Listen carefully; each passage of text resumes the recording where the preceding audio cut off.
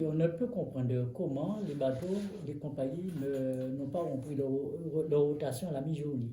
C'est inadmissible, puisque lorsqu'on constate que la situation sanitaire s'est beaucoup améliorée et on n'a même pas parle même pas au niveau de chiffres de contaminés, alors c'est un peu normal que naturellement, puisque la décision qui a été prise en 2020 pour la fermeture des rotations par la présidente de la communauté des communes et aussi les Outre-mer, il devrait prendre cette même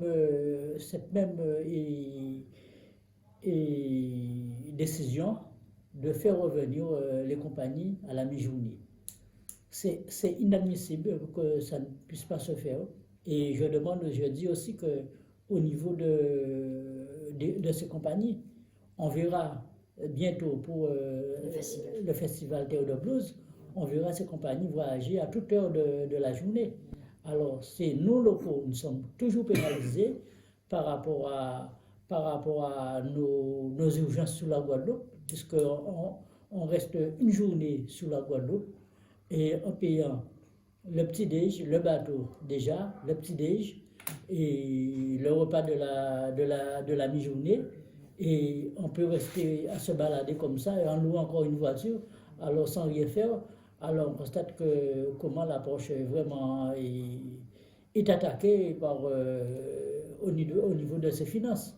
Alors c'est une responsabilité forte de ces élus de Marie-Galante qui ne prennent pas leur responsabilité au niveau de la survie de cette population. C'est très très important et surtout lorsqu'on regarde à côté de ces transports et la gare maritime de ces îles, surtout au niveau de Marie-Galante, l'état sanitaire de